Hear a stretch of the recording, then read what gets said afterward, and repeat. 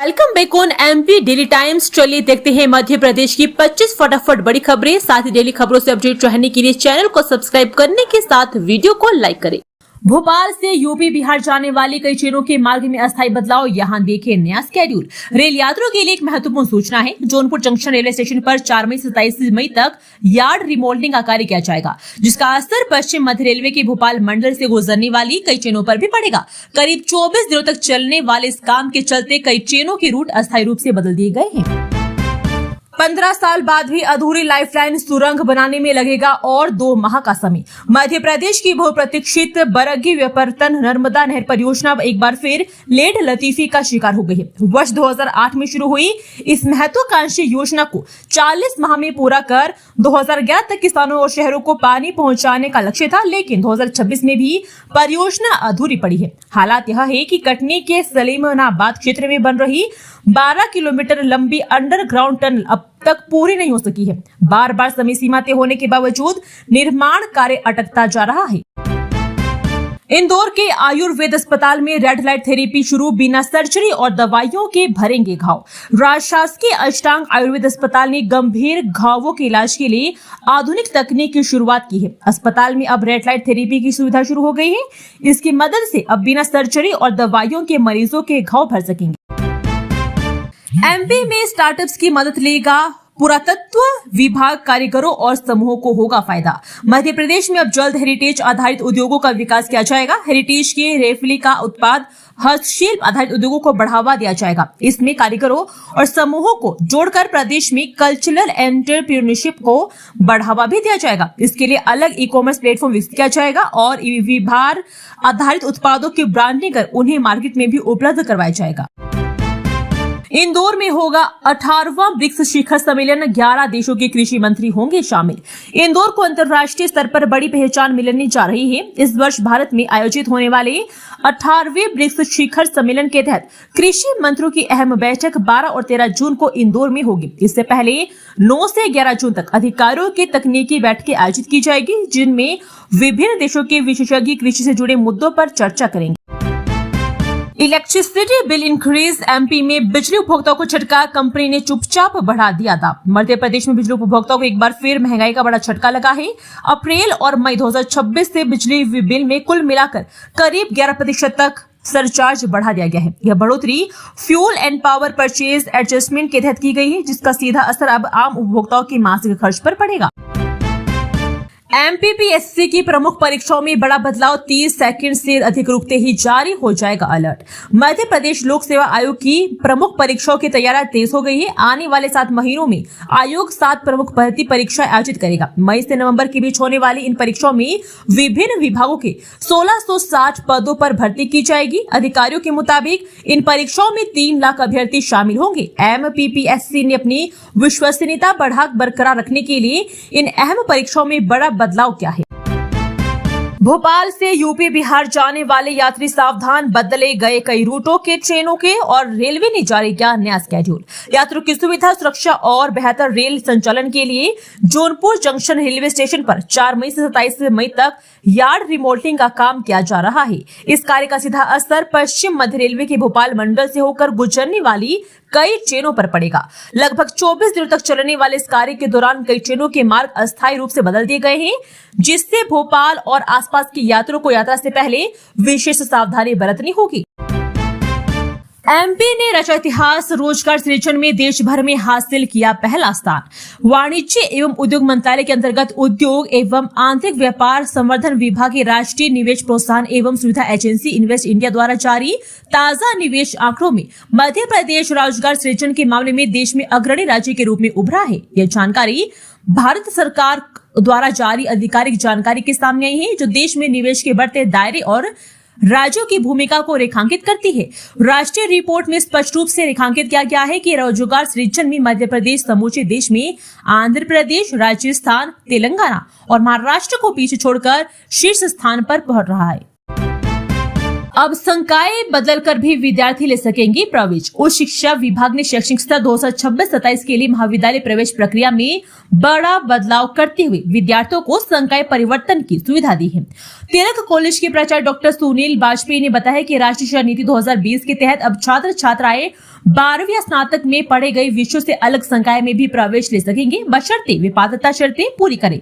इसके लिए विद्यार्थियों को वॉक इन इंटरव्यू प्रक्रिया से गुजरना होगा। पात्र पाए जाने पर उन्हें पात्रता प्रमाण पत्र जारी किया जाएगा। दिल्ली की फ्लाइट का समय बदला, अब हफ्ते में 6 दिन मिलेगी फ्लाइट। हवाई यात्रियों के लिए मई का महीना बड़ी राहत और बदलाव लेकर आए हैं। राजमाता विजयाराजे सिंधिया एयर टर्मिनल से हवाई सेवाओं के विस्तार और समय में शनिवार से बड़ा फेरबदल किया गया है। अब न केवल बेंगलुरु की फ्लाइट अपने बदले हुए समय पर आएगी, बल्कि 4 मई से दिल्ली के लिए एक नई फ्लाइट भी शुरू हो रही है। इस विस्तार के बाद दिल्ली के लिए फ्लाइट्स की संख्या दोगुनी हो जाएगी, जिससे ग्वालियर से देश भर के अन्य शहरों की यात्रा करना काफी आसान हो जाएगा। 21 जिलों में बारिश का अलर्ट, एमपी में भी प्री मॉनसून एक्टिविटी तेज। हवाई यात्रियों के लिए मई का महीना बड़ी राहत और बदलाव लेकर आया है। राजमाता विजयाराजे सिंधिया एयर टर्मिनल से हवाई सेवाओं के विस्तार और समय में शनिवार से बड़ा फेरबदल किया गया है। अब न केवल बेंगलुरु की फ्लाइट अपने बदले हुए समय पर आएगी, बल्कि 4 मई से दिल्ली के लिए एक नई फ्लाइट भी शुरू हो रही है। इस विस्तार के बाद दिल्ली के लिए फ्लाइट्स की संख्या दोगुनी हो जाएगी, जिससे ग्वालियर से देश भर के अन्य शहरों की यात्रा करना काफी आसान हो जाएगा। एमपी को जल्द मिलेगी 5 नई वंदे भारत ट्रेनें, रेलवे की तैयारी पूरी, इन शहरों को जोड़ेगी। मध्य प्रदेश के रेल यात्रियों को रेलवे बहुत जल्द खुशखबरी दे सकता है। प्रदेश में रेल कनेक्टिविटी मजबूत करने के लिए जबलपुर, भोपाल और इंदौर से करीब 5 नई वंदे भारत ट्रेनों के संचालन की तैयारी अब अपने आखिरी फेज तक पहुंच चुकी है। रेलवे की योजना के अनुसार सागर, ओरछा और इंदौर तक नई वंदे भारत में ट्रेनें चलाने का प्रस्ताव है। रेलवे ने सब तय कर लिया है, बस अंतिम मंजूरी मिलना बाकी है। बता दें कि एमपी में फिलहाल 5 वंदे भारत ट्रेन संचालित हो रही है।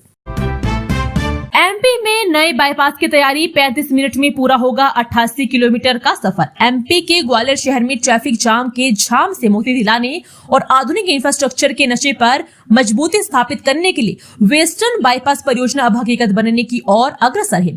पनिहार से नीरावरी तक बनने वाला 28.5 किलोमीटर लंबा यह बाईपास न केवल शहर के भीतर भारी वाहनों का प्रवेश रोकेगा, बल्कि ग्वालियर के पश्चिमी हिस्से को आर्थिक और औद्योगिक हब के रूप में विकसित भी करेगा। 1347 करोड़ रुपए की लागत वाली इस महत्वाकांक्षी परियोजना को वर्ष 2028 तक पूरा करने का लक्ष्य रखा गया है। 18 साल बाद भी अधूरी लाइफलाइन सुरंग बनने में लगेगा और 2 माह का समय। मध्य प्रदेश की बहुप्रतीक्षित बरगी पत्तन नर्मदा नहर परियोजना एक बार फिर लेट लतीफी का शिकार हो गई है। वर्ष 2008 में शुरू हुई इस महत्वाकांक्षी योजना को 40 माह में पूरा कर 2011 तक किसानों को और शहरों को पानी पहुंचाने का लक्ष्य था, लेकिन 2026 में भी परियोजना अधूरी पड़ी है।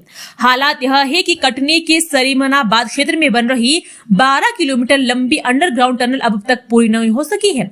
बार बार समय सीमा तय होने के बावजूद निर्माण कार्य अटकता जा रहा है। 10 मई को एमपी आ रहे हैं पीएम नरेंद्र मोदी, खास है कारण। प्रधानमंत्री बनने के बाद नरेंद्र मोदी का तीसरी बार मध्य प्रदेश दौरे पर आएंगे। वो यहाँ सूबे के दमोह जिले आ सकते हैं। उनका आगमन लगभग तय माना जा रहा है। हालांकि इससे पहले पीएम मोदी चुनावी सभाओं को संबोधित करने दमोह आए थे। इसके बाद वो अब बिना किसी चुनावी सभा के जिले की पथरिया विधानसभा इलाके में स्वावलंबी गौशाला के तहत बनने जा रही 517 एकड़ जमीन में गौशाला के भूमि पूजन समारोह में शामिल होने आएंगे। एमपी में अब केवल ग्रीन बिल्डिंग के निर्माण को ही मिलेगी मंजूरी, नियम बदल रही सरकार। ग्लोबल वार्मिंग जैसी चुनौती से निपटने मध्य प्रदेश अब सरकारी निजी भवनों के निर्माण में ग्रीन बिल्डिंग कॉन्सेप्ट 100% तक लागू करेगा। पहले सरकारी भवनों पर लागू होगा, अब यह व्यवस्था केवल बड़े भवनों के निर्माण में है। आने वाले समय में 100% तक छोटे निर्माण पर भी लागू होगा। दूसरे चरण में बड़े व्यावसायिक निजी भवनों पर अनिवार्य किया जाएगा। इसके लिए राज्य सरकार नियम बदलेगी। अब ऑनलाइन मिलेंगे खादी और ग्रामोद्योग उत्पाद, विदेशों में भी होगी पहुंच। मध्य प्रदेश की खादी और उसके उत्पाद अब ग्लोबल होने की ओर बढ़ रहे हैं। मध्य प्रदेश खादी एवं ग्रामोद्योग बोर्ड के ब्रांड्स के पूरे देश के साथ ग्लोबल ब्रांडिंग और ऑनलाइन खरीदी बिक्री शुरू करने की तैयारी में है। इसके लिए एक ई-कॉमर्स प्लेटफॉर्म तैयार कराया जा रहा है। इसके साथ इसे केंद्र के open network for digital commerce से भी जोड़ा जाएगा। इसके तहत एक ई-कॉमर्स पोर्टल और मोबाइल ऐप तैयार किया रखा जाएगा। इससे प्रदेश की खादी पूरे देश के साथ विदेशों में रहने वालों के लिए उपलब्ध हो जाएगी। एमपी कैबिनेट में फेरबदल, अटकलों के बीच बड़ा अपडेट, बन गई मंत्रियों की एक नई रिपोर्ट, इस आधार पर होगा बदलाव। मध्य प्रदेश में निगमों और मंडलों में जारी नियुक्तियों के बीच मंत्रिमंडल विस्तार को लेकर भी हलचल काफी तेज हो गई है। माना जा रहा है कि निगमों, बोर्डों और प्राधिकरणों में नियुक्तियों के बाद अगला काम कैबिनेट विस्तार का है। जानकारी मिल रही है कि मोहन सरकार इस दिशा में एक्टिव हो चुकी है और मंत्रिमंडल विस्तार की ओर कदम बढ़ा चुकी है। बहुत जल्द ही मंत्रिमंडल में नए सदस्यों की एंट्री हो सकती है। मंत्री पद के चाहवानों के दिल में धुकधुकी शुरू हो चुकी है। मुख्यमंत्री मोहन का आह्वान, जल बचाओ भविष्य बचाओ, एमपी बना मॉडल स्टेट। मुख्यमंत्री डॉक्टर मोहन यादव ने कहा है कि जल ही जीवन है और जल संरक्षण ही सुरक्षित भविष्य की सबसे मजबूत नींव है। प्रधानमंत्री नरेंद्र मोदी के प्रेरक मार्गदर्शन में जल गंगा संवर्धन अभियान के अंतर्गत पानी को सहेजने के कार्य में जन जन को जोड़ा जा रहा है। मध्य प्रदेश में जनभागीदारी आधारित जल संचय अभियान में राष्ट्रीय स्तर पर प्रथम स्थान प्राप्त कर नया कीर्तिमान स्थापित किया है। ये उपलब्धि केवल एक रैंक नहीं बल्कि प्रदेशवासियों की जागरूकता, सहभागिता और भविष्य के प्रति प्रतिबद्धता का प्रतीक है। जल संरक्षण और प्रकृति अनुरूप रहन सहन की व्यवस्था भारतीय जीवन शैली और परंपराओं में सदियों से रची बसी। लखपति दीदी बनी संजना, बिहार योजना से 60,000 महीना कमाई, बदली जिंदगी। राष्ट्रीय ग्रामीण आजीविका मिशन से ग्रामीण क्षेत्रों में महिलाओं ने न केवल सकारात्मक परिवर्तन एवं जागृति आई है बल्कि उनके आर्थिक उन्नयन की राह भी खुली है।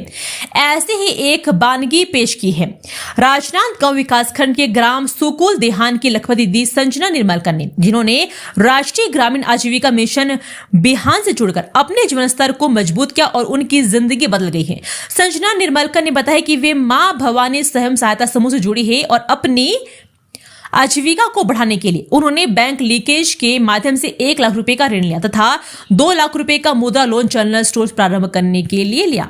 खबरों का सिलसिला यहीं खत्म होता है। वीडियो पसंद आया तो वीडियो को लाइक कीजिए, चैनल को सब्सक्राइब कीजिए और कमेंट करके बताइए कि आप इस न्यूज को किस जिले से देख रहे हैं। जय हिंद, वंदे मातरम।